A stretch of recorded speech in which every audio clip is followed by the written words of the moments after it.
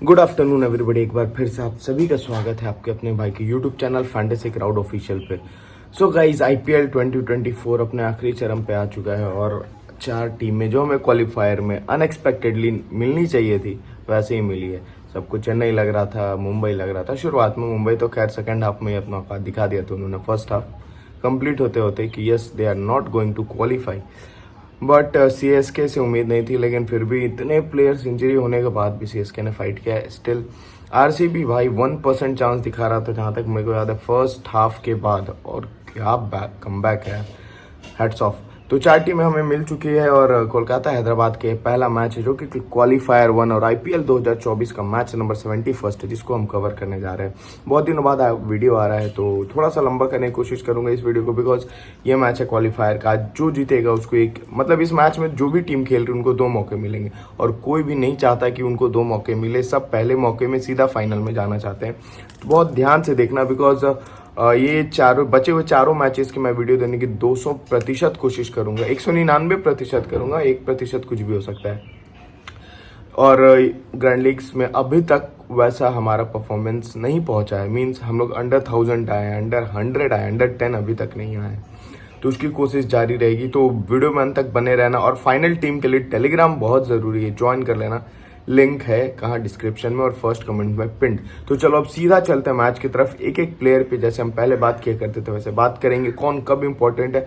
ध्यान से डायरी और कलम लेकर के बैठ जाओ और जो बता रहा हूँ फिर जो बताऊंगा मैं, नोट्स जो भेजूंगा टेलीग्राम ग्रुप पे, ये जो मेरा नोट्स है ये मैं आपको टेलीग्राम पे भेज दूंगा। तो वो समझने के लिए आपको पहले मेरी बातें को सुनना, बिकॉज मेरा पीछे लॉजिक क्या है वो जानना जरूरी है। तो सबसे पहले ये जो मैच है कोलकाता और सनराइजर्स के, इन दोनों के बीच में आपस में आई थिंक 26 मैच खेला जा चुका है, जिसमें से कोलकाता बाई फार 79 अच्छे मार्जिन से आगे है अभी तक। और ये मैच खेला जाएगा नरेंद्र मोदी स्टेडियम अहमदाबाद, यानी कि गुजरात का होम ग्राउंड। यानी कि मोहम्मद शमी की बॉलिंग आपको याद होगी, लास्ट ईयर 15 मई का दिन था अगर मैं गलत नहीं हूँ। मोहम्मद शमी 5 विकेट, भुवनेश्वर कुमार 4 विकेट, ऐसा ही कुछ उलटफेर हुआ था। भुवनेश्वर कुमार ने फिर बल्लेबाजी से भी अपने करामात दिखाए थे।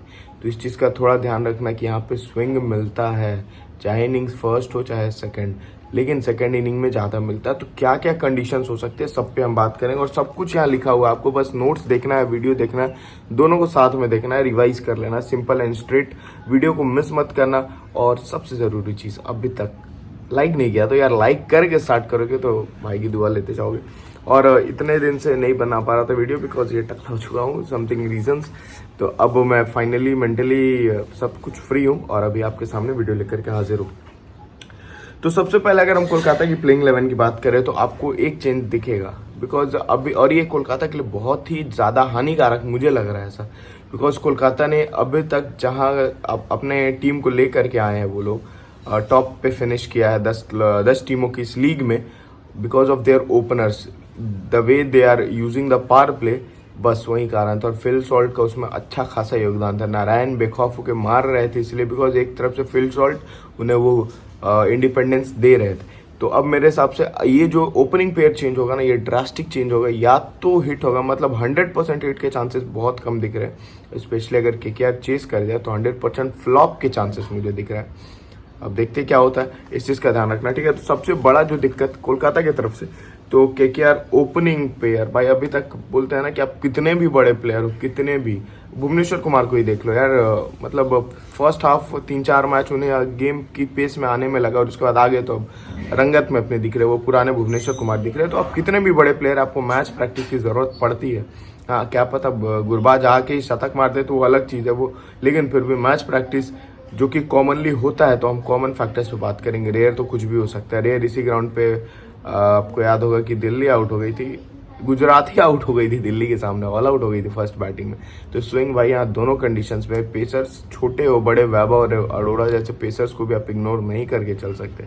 ध्यान रखना इस चीज़ को, ठीक है, क्योंकि पूरी दुनिया बोल रही है कि सेकंड इनिंग में अंडरलाइट स्विंग होगा, एकदम 200% होगा।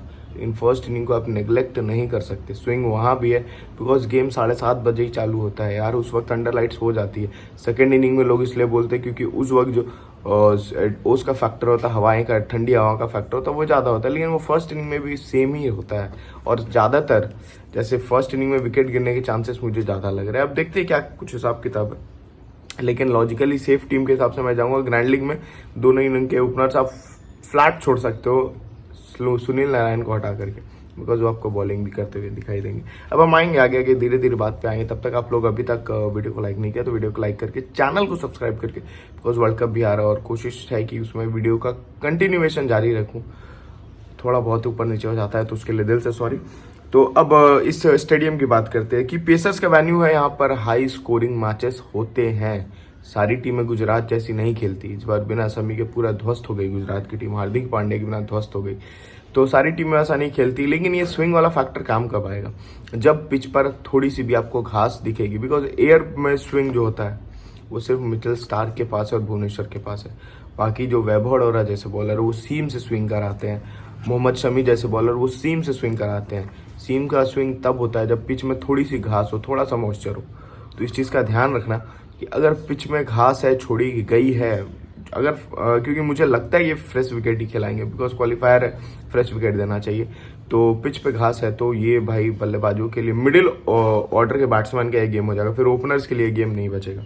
मिडिल ऑर्डर और लेटर ऑन मिडिल ऑर्डर के लिए, क्योंकि जिस पर ध्यान बहुत लोगों का कम है तो हम उस पर भी आएंगे। चेसिंग फेवरेबल है, गुड बाउंसी विकेट है, लेकिन मुझे लगता है कि चेसिंग वाली टीम यहाँ पर आराम से हार जाएगी। बैटिंग फर्स्ट करो और जीतो, खास करके हैदराबाद के लिए अगर जीतना है तो बैटिंग फर्स्ट करो, भगवान से मना लो कि बैटिंग फर्स्ट आ जाए। Hyderabad only for you guys. Initial swing openers में फेल, स्पेशली सेकंड इनिंग्स। ये पिच इंपॉर्टेंस फॉर SRH। अब पिच कैसी है, बिकॉज दोनों में से किसी टीम का होम ग्राउंड नहीं है, होम वेन्यू है नहीं कि पिच का एडवांटेज मिलेगा। तो अब अगर हल्का से भी ब्लैकिश सॉइल ऑफ विकेट हुआ या फिर पिच में क्रैक्स हुए तो कोलकाता की टीम सीधे गेम में आ जाएगी, बिकॉज उनके पास 8 ओवर के क्वालिटी स्पिनर्स है जो कि गेम को बांध के रखते हैं। हाँ, ये अलग बात है कि हैदराबाद गेम को पकड़ के रखती है, स्पिनर्स को अच्छा खेलते हैं लाइक हेनरिक क्लासन, लेकिन second half of the IPL में वो 3 बार बैक टू बैक स्पिनर्स पे ही आउट हुए। आपको याद होगा वो बोल्ड किसके सामने हुए थे, एकदम क्लीन बोल्ड, आप बताना जरा कमेंट करेंगे मुझे, याद होगा तो ठीक है। तो कहीं ना कहीं ये चीज़ अभी मिडिल ऑर्डर में हैदराबाद की गलती है, और गलती क्या कमज़ोरी बोल सकते हैं उसको, ज़्यादा बेहतर रहेगा कि स्पिनर्स के सामने थोड़ा सा सेकंड हाफ में वो लसराते हुए दिखाई दिए हैं। और पता नहीं क्यों मुझे ऐसा लग रहा है कि अगर विकेट में से थोड़ा सा भी मदद हुआ तो या तो वो पूरा पेसर्स को देगी या तो पूरा स्पिनर्स छा जाएंगे KKR के, थोड़ा सा भी हुआ तो इस चीज़ का थोड़ा ध्यान रखना। मुझे लगता है कि वरुण चक्रवर्ती और सुनील नारायण ज़्यादा इफेक्टिव होंगे रेदर देन चक्रवर्ती, बिकॉज चक्रवर्ती की बॉल पे आप लंबे शॉट्स मार सकते हो, टपा सकते हो, बिकॉज उनका वो लेंथ है कि वो ऊपर डालते हैं। नारायण खींच के रखते हैं और अगर मारने जाओगे तो बॉल उनकी सीधा ऊपर खड़ा हो जाती है। तो ये सारी चीज़ें, इसलिए नारायण आज इंपॉर्टेंट पिक है, ड्रॉप करने नहीं बोल रहा हूँ। तो अब हम पहले बात करते हैं रहमानुल्लाह गुरबाज की। तो रहमानुल्लाह गुरबाज, सॉरी यार, गुरबाज की बात करते थे। अफगानिस्तान का ओपनर बैट्समैन है जो कि मुझे ऐसा लगता है कि जब थोड़ा सा इनिशियल स्टेज में अगर बच के खेल गए, बिकॉज सामने वाली टीम से आपको कौन मिलेगा, सामने वाली टीम से आपको ओवर में भुवनेश्वर कुमार दिखाई देंगे जो कि जिनके सामने इनका रिकॉर्ड बहुत खराब है। और अगर गलती से व्यासकांत की जगह मार्को यानसन ले आए हैदराबाद वाले तो गुरबाज को आप स्ट्रेट फॉरवर्ड ड्रॉप कर सकते हो, बिकॉज दोनों के सामने खतरनाक स्ट्रगल है। स्ट्रगल ऐसा कि अकाउंट अभी तक नहीं खुला, 4 या 5 बॉल दोनों के सामने खेला है और 0-0-0 पे आउट हुए। तो स्विंग में फंसते हुए दिखाई दे रहे, खास करके सेकंड इनिंग में आप बिल्कुल ड्रॉप कर सकते हो। घास, पिच पे घास, याद रखना एक पॉइंट जो बोल रहा हूँ नोट कर लेना, नहीं तो फिर बोलोगे यार सेकंड इनिंग में मार दिया। अगर घास होगी तो बहुत दिक्कत होगा। एक पॉइंट बता रहा हूँ उसको लिखते जाओ, बाकी नोट्स आपको फोटो मिल जाएगा चैनल पे, जिसका लिंक डिस्क्रिप्शन में और टॉप के कमेंट पिन है, जल्दी से आ जाओ ठीक है। तो और प्लेइंग 11 की एक बार हम बात कर रहे थे ना, तो प्लेइंग 11 में क्या है, कोलकाता कुछ चेंज कर सकती है क्या? तो मेरे हिसाब से एक उनके पास अच्छा प्लेयर है जो कि कोलकाता की टीम से सरफन रदरफोर्ड को खिला सकते हैं, अनुकूल रॉय की जगह लास्ट मैच में उन्होंने जो दिखाया था। या फिर सरफन रदरफोर्ड मिडिल ऑर्डर वाले जो गेम आएगा ना, तो यहाँ पे सरफन रदरफोर्ड आपको अच्छा बैकअप दे के जा सकते हैं। तो और ऐसे विकेट्स को पसंद करते हैं यहाँ पे पेस के साथ बॉल आए, तो अगर खेलते हैं और कहीं ना कहीं आपको दिखता है कि इनके आने के चांसेस है, खास करके ऐसे पिचेस पे बैटिंग कोलैप्स बहुत जल्दी होती है ठीक है। तो याद रखना, क्या पता सरफन रदरफोर्ड आपको आते हुए दिख जाए, तो ऐसे विकेट उनको सूट करते हैं। बाकी मुझे नहीं लगता, जनरली चांसेस ही है 2-3% चांस है कि सरफन रदरफोर्ड आ जाए, नहीं तो चांसेस ना के बराबर। लेकिन अगर आ जाए तो बताने के लिए, बस आपको दिमाग में देने के लिए ये बातें थी मेरी ठीक है। तो अब हम आगे बढ़ते हैं और सुनील नारायण की तरफ चलते हैं। सुनील नारायण भाई साहब, इनको भी स्विंग से बहुत दिक्कत है, खास करके अंडर लाइट सेकंड इनिंग में चेस करते हुए। आपको याद होगा कि जो भी बॉलर, जैसे आपको याद होगा बुमराह ने लीव करे थे वो बॉल, लेकिन बॉल धीरे से लैटरल मूवमेंट मिला उसको फर्स्ट बॉल पे। भाई बहुत कम होता है, लेट स्विंग उसको परफेक्ट वर्ड होता है कि छोड़ दिया था उन्होंने, सोचा कि बॉल निकल जाएगी और बॉल जाके सीधा स्टंप्स में टकराई। और अगर आपको याद होगा लास्ट बार जब कोलकाता में मैच हो रहा था तो भुवनेश्वर कुमार ने आउट किया था, अगर मैं गलत नहीं हूँ तो ये जो स्विंग है और जो परफेक्ट यॉर्कर वाले गेंदबाज है जो कि फिर से भुवनेश्वर कुमार कर सकते हैं नो डाउट, तो मुझे लगता है कि नारायण यहाँ पे बॉलिंग से ज़्यादा कारगर साबित हो सकते हैं। बिकॉज ऐसा प्लेयर है यार, वो बॉलिंग भी ऐसी करता है, 4 ओवर में मात्र 19 रन, कभी 21 रन इकोनॉमिक बॉलिंग करता है, जिससे प्रेशर में दूसरे बॉलर्स को विकेट भी मिल जाते हैं। तो सुनील नारायण मस्ट पिक है अभी तक मेरे लिए। सीवीसी कब बनाएंगे, बैटिंग फर्स्ट होगी तो पक्का सीवीसी बनाऊंगा, बिकॉज सेकंड इनिंग की स्विंग उनसे संभलेगी नहीं। फर्स्ट बैटिंग की शायद गुरबाज संभाल जाए, लेकिन सेकंड इनिंग की गुरबाज से भी नहीं संभलेगी। उसके बाद अब कोलकाता का एक हिसाब किताब क्या है ना कि वो लेफ्ट राइट पेयर पे बहुत ध्यान देते हैं। वीडियो बहुत लंबा हो रहा है इसलिए थोड़ा ध्यान रखना कि अगर नरेन आउट होगा तो पहले वेंकटेश को भेज देते थे, और राइट हैंडर सॉल्ट आउट होता था जो कि अभी गुरबाज है तो वो भेज देते थे अंकितेश रघुवंशी को। लेकिन अभी क्या है कि लेफ्टी आउट होगा तो इनके पास क्वालिटी लेफ्ट हैंड बैट्समैन है नीतीश राणा, और भाई उनका रिकॉर्ड बहुत अच्छा है, किसी का ध्यान नहीं है। स्मॉल लीग में भी मैं लेके शायद चला जाऊँ फर्स्ट बैटिंग में, सेकंड बैटिंग, और इन्हें चेस बहुत पसंद है तो सेकंड बैटिंग में तो रख ही लेना। सेकंड बैटिंग में कोलकाता के लेफ्टीज इंपॉर्टेंट है, मार्क माई वर्ड्स, चेस में कोलकाता के लेफ्टीज बहुत इंपॉर्टेंट है। अब सुनील नारायण को मत काउंट कर लेना, वो बॉलर लेफ्ट हैंड बैट्समैन की मैं बात कर रहा हूँ, ठीक है। जैसे रिंकू सिंह, उसके बाद कौन बचा, वेंकटेश अय्यर ना, वो भी लेफ्टी है, नीतीश राणा ये भी लेफ्टी है, तो इन सारे प्लेयर्स पे आप ध्यान दे सकते हो। उसके बाद श्रेयस अय्यर, भाई इनका हिसाब किताब क्या है। हाँ, नीतीश राणा को दिक्कत क्या है ना कि अगर उमरान मलिक या फिर मार्को एंसन जैसे बॉलर जो कि 140 के आसपास डालते हैं, उमरान मलिक तो 145 के ऊपर डालते हैं, तो इसके सामने वो फंस जाते हैं, तो चांसेस कम है कि उमरान मलिक खेले।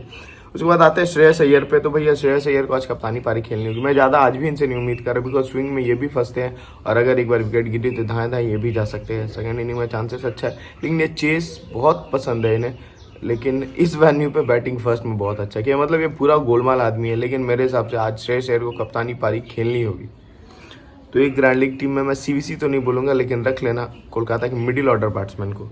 अब हम आते हैं थोड़ा सा नीचे, वेंकटेश अय्यर। भाई वेंकटेश अय्यर ने यहाँ पे एक ही मैच खेला, उसमें भी 83 रन मारा, और वेंकटेश अय्यर को चेस बहुत पसंद है। चेस किस लिए पसंद है, बिकॉज स्विंग खेलते खेलते पावर प्ले पार हो जाएगा, और जब तक इनकी वाली बॉल आएगी, मतलब ये अगर मुझसे पूछोगे ना कि जैसे मुंबई में इनका रिकॉर्ड अच्छा था, तो मुंबई में भी स्विंग खतरनाक होता था, हमने देखा था कि पेसर्स वहाँ पर, तो ये जो बाउंसी विकेट है ना, ये कूद के, आपने देखा हो कि कूद के मारना ज़्यादा पसंद करते, कूद के फान करके खेलना वेंकटेश अय्यर को ज़्यादा पसंद है, और बाउंसी विकेट पे अच्छा करते हैं। लेकिन left arm pacers like Natarajan और मार्को एंसन दोनों के सामने खतरनाक स्ट्रगल है, तो सिर्फ नटराजन खेले तो क्या पता उन्होंने सिर्फ सेफली खेल जाए, लेकिन अगर दोनों तरफ से लेफ्ट आर्म पेस इन्हें लग जाए तो ये स्ट्रगल कर सकते हैं। तो इस चीज़ का ध्यान रखना कि वेंकटेश अय्यर के सामने लेफ्ट आर्मर अगर यानसन आ गए तो आप इन्हें बिल्कुल ड्रॉप कर सकते हो, लेकिन यानसन नहीं आए तो मस्ट पिक प्लेयर हो सकते हैं दोनों इनिंग्स में, ना कि सिर्फ फर्स्ट इनिंग, दोनों इनिंग्स में, ठीक है। और अगर आप गलती से छोटा सा कहीं बीसीयूसी बनाने का सोच रहे हो जीएल में, तो उसमें चेस पे आप जा सकते हो। अब हम आते हैं रिंकू सिंह, मेरे हिसाब से ग्रैंड लीग में मस्ट ट्राइबल प्लेयर है। चेस में तो पक्का फर्स्ट इनिंग में भी अगर बस ऊपर भेजते नहीं, इतना नीचे कर दिया कि यार T20 वर्ल्ड कप में इनका सिलेक्शन नहीं हुआ। Feeling bad for him. Andre Russell आज मेरे अभी तक के लिए कप्तान यही है। Andre Russell specially bowling first में मेरे कप्तान आंद्रे रसेल स्ट्रेट फॉरवर्ड है, और मैं इन्हीं के साथ जा रहा हूँ अभी तक, जब मैं एज्यूम कर रहा हूँ कि कोलकाता चेस कर रही है तब, ठीक है। तो आंद्रे रसेल को दिक्कत किससे, आंद्रे रसेल को दिक्कत है भाई लेग स्पिनर से। आपको याद होगा पीयूष चावला, आपको याद होंगे युजवेंद्र चहल, सबके सामने। और भाई ये शांत शर्मा का यॉर्कर मत भूलना, वो भले लेग स्पिनर नहीं थे लेकिन आंद्रे रसेल को आउट किया था यार, भाई साहब क्या बॉल थी वो। रमनदीप भाई बहुत मस्त वाले पिक लग रहे हैं मुझे आज, पता नहीं क्यों। अगर केकेआर की कोलैप्स वाली टीम बना रहे हो तो रिंकू, रमनदीप, रसल, आर भाई छोड़ा देगा सामने वाला का बुखार, याद रखना इस चीज़ को, याद रखना। रमनदीप इकलौते ऐसे राइट हैंडर है जो कि श्रेयस के बाद भी इन्हें भेजा जा सकता है just to rotate the strikes. Russell कब आते हैं फॉर हिटिंग, याद रखना। अगर आप श्रेयस अय्यर को ड्रॉप कर रहे हो, ऊपर से गुरबाज को ड्रॉप कर रहे हो, मतलब right handers Gurbaz, right hander Shreyas Iyer, तो अगला नाम हो सकता है रमनदीप का, जो कि आके आपके लिए ग्रैंड लीग में कुछ अच्छा कर जाए। ध्यान रखना कोलकाता राइट लेफ्ट का पेयर बहुत देखती है, तो इस चीज़ पे थोड़ा सा आप ध्यान रख के चलोगे। अगला नंबर आता है मिचेल स्टार्क का। Mitchell Starc left arm fast bowler है कोलकाता की तरफ से, और ये ग्राउंड उन्हें बिल्कुल सूट करने वाली है। यहाँ पे एक मैच खेला है, उसमें भी 3 विकेट लेकर के आए थे, सेम वही मोहम्मद शमी वाली ग्राउंड। तो भाई ये भी बहुत अच्छा स्विंग कराते हैं हवा में। ये हवा में ही ज़्यादा कराते हैं, पड़ने के बाद इनकी गेंद थोड़ा सा डिप होती है, लेकिन मोहम्मद शमी तो स्ट्रेट सीम से कराते थे। लेकिन ऐसे बॉलर्स को ये ग्राउंड बहुत पसंद आएगी, और मेरे हिसाब से आप इन्हें बिल्कुल नहीं छोड़ सकते। Along with Harshit Rana first bowling में और सेकंड बॉलिंग में दोनों मेरी टीम में है, लेकिन स्टार्क सेकंड बॉलिंग में तो मेरी टीम का मस्ट पार्ट है, ठीक है। उसके बाद सेकंड बॉलिंग दोनों हो गया। और दूसरी बात, भाई बिग मैच का प्लेयर है मिचेल स्टार्क। वर्ल्ड कप याद होगा ना 2015 का सेमीफाइनल या फाइनल न्यूजीलैंड से जो था, स्टार्क और Southee swing bowlers, swinging condition में तो भाई महारत हासिल है ना, तो इग्नोर नहीं कर सकते। हर्षित राणा मेरे लिए मस्ट पिक प्लेयर है, चाहे बॉलिंग फर्स्ट हो चाहे सेकंड, दोनों इनिंग में अच्छी बॉलिंग की है। स्टार्क ने थोड़ी सी सेकंड में की है, लेकिन हर्षित राणा फर्स्ट और सेकंड दोनों में अच्छे पिक है मेरे लिए। वैभव अरोड़ा, इनको लोग कम ध्यान दे रहे हैं, लेकिन ये स्विंगिंग कंडीशंस के मास्टर ये भी है, और इनको आप इग्नोर नहीं करोगे, क्या पता है दोनों बिग फिशर ओपनर्स को यहीं लेके चल जाए, तो इस चीज़ का थोड़ा ध्यान रखना। उसके बाद नंबर आता है वरुण चक्रवर्ती का, जिसका मुझे नहीं लगता है कि उतना चांसेस है, लेकिन अगर आप ऐसा देख रहे हो कि यार बैटिंग फर्स्ट कर रही है और ओपनर उनके कोलैप्स नहीं कर रहे हैं, तो चेस में एक टीम में वरुण चक्रवर्ती को ट्राई कर सकते हो। बिकॉज अगर ओपनिंग बॉलर्स ने कोलकाता के चेस में झाड़ दिया टॉप ऑर्डर को, टॉप 3 या 4 को, तो फिर मिडिल ऑर्डर्स में दोनों का प्रेशर, नरेन का प्रेशर वरुण को विकेट दिलाएगा, वरुण का प्रेशर नरेन को विकेट दिलाएगा। वैसे कंडीशन में सेकंड इनिंग के बॉलर आप भर लोगे, ठीक है। तो एक बॉलिंग गलोर की टीम तो बनती है ना, कि फुल ऑफ बॉलिंग, मतलब ले बॉलिंग ठोक के भाव। तो अब चलते हैं हैदराबाद की प्रोबेबल 11 पे। एक प्लेयर की हमने यहाँ बात कर ली, वीडियो थोड़ा सा लंबा होगा, लेकिन जीएल के लिए थोड़ा सा मेहनत करना पड़ेगा ना भाई लोग। तो चलो अब हम आगे बढ़ते हैं। ट्रेविस हेड और अभिषेक शर्मा ओपन करते हुए दिखाई देंगे आपको हैदराबाद से। और कोलकाता के जितने लेफ्ट हैंडर्स है, अगर एडन मार्करम या वॉशिंगटन सुंदर आपको नहीं दिखते प्लेइंग 11 में या फिर इम्पैक्ट प्लेयर में, तो शायद हेड बॉलिंग भी कर जाए। इसीलिए हेड मेरा आज मस्ट पिक प्लेयर में से एक है, नहीं तो मैं ग्रैंड लीग्स में ड्रॉप करने का रिस्क बिल्कुल ले सकता हूँ, ठीक है। उसके बाद अभिषेक शर्मा, भाई अभिषेक शर्मा स्पिन के बहुत अच्छे प्लेयर है, लेकिन एक्स्ट्रा पेस के सामने आपने देखा होगा, एक्स्ट्रा पेस या एक्स्ट्रा स्लो के सामने, मतलब इनको 130 से लेके 145 खेल लेते हैं, लेकिन 130 से नीचे जो 145 ऊपर जब फंसना चालू हो जाता है। आपको याद होगा तुषार देशपांडे की बॉलिंग, तो तुषार देशपांडे के सामने दोनों ओपनर फ्लॉप हो गए थे। आपको याद होगा चेन्नई सुपर किंग्स में, स्लो बॉल में मारेंगे, इधर जाएगा, इधर एज लेकर के कैच ले लेंगे। तो इस चीज़ का थोड़ा आप ध्यान रखोगे, किसके सामने, एक्स्ट्रा पेस और एक्स्ट्रा स्लो के सामने अभिषेक शर्मा फंस सकते हैं। और तो और इनको रसल ने भी, भाई मैं गलत नहीं हूँ तो 23 बॉल में 30 रन देके 4 पर आउट किया, ऐसा कुछ मैचअप याद रख लेता हूँ, और बहुत ज़्यादा हैंग हो जाता है दिमाग। उसके बाद नीतीश रेड्डी फर्स्ट बैटिंग होगी, तो आप बिल्कुल ट्राई कर सकते हो। और दूसरी बात, अगर मार्को एंसन आते हैं तो इनसे बॉलिंग की उम्मीद मत करना। अगर मार्को एंसन नहीं खेलते तो ये आपके लिए फर्स्ट बैटिंग, और उसके बाद फर्स्ट बैटिंग कर रहे हैं तो ग्राउंड में सीवीसी ऑप्शन भी हो सकते हैं, बिकॉज ये बॉलिंग भी करेंगे और सीम बॉलर्स का एक ग्राउंड है, याद रखना। ऐसे पिचेस पे हार्दिक पांड्या भी अच्छे विकेट लेते थे ना, तो भाई एक तरह से जूनियर हार्दिक पांड्या इन्हें आप कह सकते हो। बहुत अच्छी इनकी हिटिंग पावर है, बहुत अच्छा, मतलब समझदारी वाला गेम है ना। अभी तक तो ईगो नहीं आया हार्दिक पांड्या जैसा, भगवान ना करे आए, लेकिन मेरे हिसाब से थोड़ा सा अगर टीम बीसीसीआई थोड़ा ध्यान दे रही है हार्दिक पांड्या के फ्यूचर पे, तो इनको ग्रो अप करना चाहिए, इनको नरिश करना चाहिए मेरे हिसाब से। आपका क्या राय है कमेंट में बता दो, और अभी तक वीडियो लाइक नहीं किया तो कर दो यार, क्या ही लग रहा है। उसके बाद आते हैं राहुल त्रिपाठी, प्योर हिटर में से, इनके बारे में ज़्यादा बोलना ही बेकार है, बस इतना बता दो टाइम कि चेस में अक्सर अच्छा करते हैं प्रेशर में। जबकि होता ये क्या है ना कि किसी प्लेयर को अपना कॉन्फिडेंस बिल्डअप करने के लिए फ्री माइंड चाहिए। फर्स्ट इनिंग में अपने शॉट्स खेल रहे हैं, इन्हें फर्स्ट इनिंग में ना कुछ ज़्यादा ही आड़ा तिरछा घुटना पे बैट करके अपना विकेट दे देते हैं, तो डिफरेंशियल पिक हो सकते हैं 25, 30, 35, इससे ज़्यादा मैं उम्मीद नहीं कर। हेनरिक क्लासन मेरे लिए आज शायद वाइस कैप्टनसी का मटेरियल हो, along with Russell captain Heinrich Klaasen, because ये विकेट कीपिंग से पॉइंट देंगे और दोनों इनिंग में बहुत धांसू इनका रिकॉर्ड है। आंख बंद करके मस्ट पिक प्लेयर जैसे ट्रेविस हेड है मेरे लिए, आंद्रे रसल है मेरे लिए, हर्षित राणा है मेरे लिए, उसी तरह हेनरिक क्लासन भी है मेरे लिए, ठीक है। तो ये 4 अभी तक मेरे मस्ट पिक प्लेयर निकल करके आए हैं। अभिषेक शर्मा को नहीं ड्रॉप कर सकता हूँ, याद रखना, ठीक है। इवन स्मॉल लीग में भी बहुत बड़ा रिस्क हो जाएगा, but I am ready for that risk. सामने यार मिचेल स्टार्क है, कितना भी बड़े आप 30 मार खा क्यों ना हो। एनीवेज ओके, शहबाज अहमद, मुझे लग रहा आज बैटिंग इनकी आएगी और ये अच्छा खासा आपको स्कोर करके देंगे, ध्यान रखना। और लेफ्ट आर्म ऑर्थोडॉक्स टीम भले लेफ्ट हैंडर से भरी हुई है, लेकिन कोलकाता स्पिनर्स को विकेट दे देती है। तो अगर मार्को यानसन को खिला रही है टीम व्यासकांत को हटा के, जो कि मुझे लगता है कि खिलाना चाहिए, या फिर शहबाज अहमद को हटा दो, जो कि करेगी नहीं टीम, व्यासकांत को हटा के मार्को यानसन को खिला रही है, शहबाज अहमद स्पिनर के तौर पे काम करेंगे, बॉलिंग से भी बैटिंग से भी। और केकेआर जनरली स्पिनर्स को विकेट दे देती है, इस चीज़ का ध्यान रखना। पैट कमिंस भाई साहब सेकंड बॉलिंग में बहुत अच्छा करते हैं, और मेरे लिए अगला जो मस्ट पिक प्लेयर है वो यही है। आपको बैटिंग बॉलिंग दोनों से पॉइंट देंगे, और इनके पास जो बाउंसी विकेट वाला है ना, स्विंग इनके पास भी है, ज़्यादा स्विंग पे नहीं है, ज़्यादा अपने लेंथ के लिए, लाइन और लेंथ के लिए जाने जाते हैं। और मेरे हिसाब से इनका जो हार्ड लेंथ वाला फैक्टर है, बड़ा ग्राउंड है, यहाँ पर काम आ सकता है, ठीक है। वेरिएशंस भी करते हैं भाई, अच्छी खासी वो बैटिंग से भी आपको पॉइंट देते हैं। मेरे हिसाब से he is a must pick player, अगर सेफ लीग खेल रहे हो, रिस्की लीग्स में भी। लेकिन मेरे अभी तक 5 मैंने बता दिया ना, तो ये must league player, must pick player है, लीग नहीं मस्ट पिक प्लेयर है। कंडीशन सिचुएशन कोई भी हो, मेरे ये प्लेयर्स मस्ट है मेरे लिए। अब हम आगे बढ़ते हैं सनवीर सिंह पे। तो भाई सनवीर सिंह रमनदीप वाला काम कर सकता है जब आप कोलैप्स वाला बना रहे हो, बिकॉज ये बंदा बॉलिंग भी करता है, ये बंदा पंजाब का हिटर है, पंजाब से लोकल खेलता है और बहुत ही अच्छा हिटर है। क्या पता आपको ये मैच इनका होता हुआ दिखाई दे सके, या तो इधर से सनवीर सिंह या तो उधर से कौन, रमनदीप। जैसे आपको एक नीतीश रेड्डी का मैच दिखा था ना, तो आज शायद सनवीर सिंह का मैच हो सकता है, ध्यान रखना। ऐसे बाउंसी विकेट पे ऐसे बैट्समैन जो कि हिटर है बहुत फायदेमंद होते हैं, जैसे वेंकटेश अय्यर भी है। उसके बाद नंबर आता भुवनेश्वर कुमार का। भाई भुवनेश्वर कुमार को ऐसे विकेट्स बहुत ज़्यादा पसंद है, बहुत ज़्यादा। और भुवनेश्वर कुमार तो भाई ऐसा विकेट सोचो, उन्हें नींद में उठा करके यहाँ बॉलिंग करा दो, घास हल्का सा डाल देना भाई, सामने वाली टीम को रुला के रख देंगे रन के लिए। आपको याद होगा राजस्थान के खिलाफ वाला मैच, क्या पावर प्ले में बॉलिंग की थी यार। प्रेशर में अच्छी बॉलिंग कौन करता है भाई, प्रेशर में अच्छी बॉलिंग नरेन और भुवनेश्वर कुमार ये दोनों करते हैं। तो इन दोनों का आप सीवीसी भी ट्राई कर सकते हो, स्पेशली जब नरेन बैटिंग फर्स्ट कर रहे हो और भुवनेश्वर कुमार बॉलिंग फर्स्ट नहीं, जब नरेन बॉलिंग फर्स्ट कर रहे हो और भुवनेश्वर कुमार बॉलिंग सेकंड कर रहे हो, इस चीज़ का। और एक चीज़ मुझे बताना था कोलकाता के लिए, मैंने रखा था लेकर कि भाई स्ट्राइक रेट बाउंड्री परसेंटेज वाला पे कि श्रेयस अय्यर का रिकॉर्ड बहुत ख़राब और सबसे अलग है रमनदीप रसल का भाई।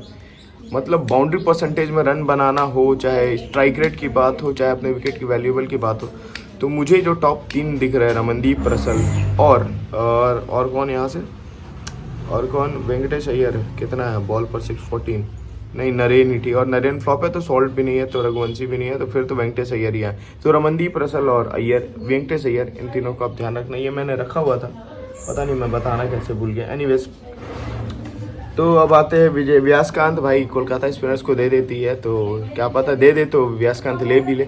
इसी सिचुएशन के लिए मैंने बस व्यासकांत को रखा है कि स्पिनर्स को इस ग्राउंड पे हेल्प बहुत कम है, शायद ना भी मिले, लेकिन वो प्रेशर वाला सिचुएशन होगा जो स्पिनर्स को गेम में लेके आएगा, तो ये भी एक कंडीशन हो सकता है। अगला नंबर आता है थंगारसु नटराजन का, टी नटराजन, जो कि भाई ऐसे पिचेस पे मस्त पिक हो सकते हैं। बॉलिंग फर्स्ट हो, बॉलिंग सेकंड हो, 1 विकेट 2 विकेट मैं इजीली एक्सपेक्ट कर रहा हूँ। तो दूसरे बॉलर ये होगा मेरे। तो अभी तक मैंने 6 प्लेयर मस्ट पिक बता दिया, बाकी और मुझे चांस नहीं लग रहा कि और कोई खेलेगा। बाकी नोट्स क्या बोल रहे हैं उसमें मैं आ जाता हूँ कि सेकंड इनिंग्स में केकेआर के लेफ्टीज ये इंपॉर्टेंट पिक है, ठीक है, मैंने पहले ही बता दिया, समझा दिया इस चीज़ को। Narine got 3 ducks on venue this season, Russell wicketless. इस वेन्यू पे नरेन ने अभी तक 3 बार 0 पे आउट हो चुके हैं और रसल विकेटलेस गए हैं, ठीक है। मतलब नरेन से बैटिंग में पॉइंट उम्मीद मत करना, रसल से बॉलिंग में मत उम्मीद करना। चेस में हो तो मिल जाए, फर्स्ट इनिंग में हो तो मिल जाए, लेकिन मुझे उम्मीद है कि रसल आज 1 विकेट लेके निकलेंगे और बाकी रन बनाएंगे। तो इसलिए मैंने अभी तक कैप्टनसी कैंडिडेट उन्हें रखा है। ऐसे ट्रेविस हेड भी ऑप्शन है। उसके बाद वेंकटेश अय्यर एंड स्टार्क में love this venue differential. Venkatesh Iyer bouncy wicket shot वाला मैंने बात बताया, और स्टार्क स्विंगिंग हवा में सीम वाला कंडीशन मैंने बताया कि ऐसे ग्राउंड पे क्यों इंपॉर्टेंट हो सकते हैं। उसके बाद Gurbaz good player of spin but struggle against swing. Gurbaz आ तो रहे हैं डायरेक्ट, लेकिन शायद डायरेक्ट पहले दूसरे तीसरे ओवर में बाहर भी जा सकते हैं। लेकिन एक टीम में गुरबाज को कैप्टन करके जरूर चलना, स्पेशली बैटिंग फर्स्ट। अगर खुदा ना खास्ता वो टुक टुक टुक टुक करके पार कर गए और इधर से झड़ते गए तो, और वैसे कंडीशन में बगल वाले जितने प्लेयर है, सुनील नारायण आउट हुए तो उनके बाद जो कौन लेफ्टी आएगा, नीतीश राणा, उनको भी हटा देना। उसके बाद कौन लेफ्टी आएगा, वैसे वैसे करके इधर गुरबाज को कैप्टन बना करके चल देना। क्या पता लोग ड्रॉप करें और ये सेंचुरी मार जाना, ये चीज़ का ध्यान रखना। एक आध टीम ऐसी भी। और रदरफोर्ड को लेकर मैंने बता दिया कि चांसेस है खेलने के क्या generally gives wicket to spinners, ठीक है। Safe CVC Narine, risky Andre Russell, और ग्रैंड लीग में मिचेल स्टार्क। बाकी ये नोट्स मैं अभी डाल दूंगा, तो आप लोग पढ़ लेना वीडियो के साथ साथ। उसके बाद both openers have good record against Narine, ठीक है, दोनों ओपनर्स नरेन के सामने अच्छा खेले, लेकिन हर्षदीप का स्विंग याद होगा ट्रेविस हेड ने कैसे परेशान किया था, स्विंग से फंसे थे, स्लोअर में फंसे थे दोनों ओपनर चेन्नई के सामने, तो इस चीज़ का आप थोड़ा ध्यान रखोगे। उसके बाद Bhuvi loves the venue, 3 match में 9 विकेट है, तो भुवी मस्ट पिक बन रहे हैं। देखता हूँ सेकंड इनिंग में बॉलिंग आ जाए तो सीवीसी भी शायद करने की हिम्मत कर लूँ मैं। उसके बाद focus of on any of spinner if plays, सामने बहुत लेफ्टी है, कोई अगर ऑफ स्पिनर खेलता है, नहीं तो ट्रेविस हेड वाला मैंने जो फैक्टर बताया था कि क्यों इंपॉर्टेंट है, क्योंकि कोलकाता में लेफ्टीज बहुत हैं। क्लासन मस्ट पिक, स्पिनर्स को टैकल करेंगे और सीवीसी ऑप्शन में से लिए बिकॉज विकेट कीपिंग भी करेंगे और स्पिनर्स को अच्छा खेलते और ऐसी बाउंसी विकेट्स उन्हें पसंद भी आती है। जहाँ स्पिनर्स के लिए अगर कुछ ना हुआ तो फिर क्लासन के लिए सब कुछ होगा। Sanvir must try in GL, second innings में चेसिंग में सनवीर बहुत ज़रूरी हो जाएंगे आपके लिए, ग्रैंड लीग्स में only, not in small leagues. Marco Jansen may come in place of Viyaskanth, अगर आते हैं तो आपके लिए मस्ट पिक मेरे सीधा टीम में आ जाएंगे, ठीक है। Safe captain vice captain Travis Head, risky captain vice captain Heinrich Klaasen, और ग्रैंड लीग में मार्को यानसन और कमिंस अगर खेलते हैं तो ये सारी बातें हो गई इसको लेकर के। अब चलते सीधा ड्रीम इलेवन पर, देखते क्या कुछ टीम बन रही है। सो गाइज हम आ गए हैं ड्रीम इलेवन पर और अब बनाते हैं अपनी टीम। तो सबसे पहले टीम में हेनरिक क्लासन मेरी टीम का पार्ट है, ठीक है। एज एक्सपेक्टेड ट्रेविस हेड मेरी टीम में रहेंगे और फिलहाल अभी नीतीश राणा को मैं रखने का सोच रहा हूँ, मन है मेरा। और इधर से सुनील नरेन, आंद्रे रसेल, रेड्डी, ये तीनों मेरी टीम में। और रेड्डी का इंपॉर्टेंस मैंने बता दिया था कि इन्हें सीबीसी कब करना हो, आपको याद होगा कि ये कब 5th या 4th पेसर होंगे या फर्स्ट बैटिंग में, ये सारी चीज़ें का आप ध्यान रखोगे, या फिर फर्स्ट बॉलिंग में भी जब ये 4th बॉलर होंगे तब। इधर से पैट कमिंस मेरी टीम का मस्ट पार्ट है, नटराजन मस्ट पार्ट है, तो ये 8 प्लेयर तो मेरे मस्ट हैं। अब स्टार्क, भुवनेश्वर, हर्षित राणा भी मस्ट पार्ट पे यार, 9 तो मेरे बन गए। अब किसको लेना है, अभिषेक शर्मा सेफ खेल रहा हूँ तो लेना ही पड़ेगा। और इधर से नटराजन, हर्षित हो गए, मिचेल स्टार्क, भुवनेश्वर कुमार, व्यासकांत, बहुत सारा हो गया यार। ओके, अभी फ़िलहाल के लिए नीतीश राणा को हटाना ही पड़ेगा मेरे को लग रहा है। नहीं, नीतीश राणा को रख लेते हैं।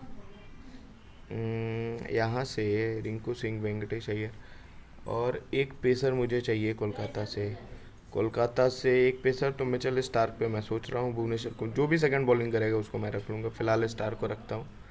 और मुझे नहीं लगता है 7-4 वाला गेम बनेगा, इसलिए मैंने कैप्टनसी अभी दी आंद्रे रसेल को, वाइस कैप्टनसी हेनरिक क्लासन को। फिलहाल इस टीम को करते हैं save. This is not my final team. Final team मिलेगी कहाँ आपको? फाइनल टीम मिलेगी टेलीग्राम पे, इसका लिंक डिस्क्रिप्शन में और टॉप के कमेंट में पिंड है। ये भाई,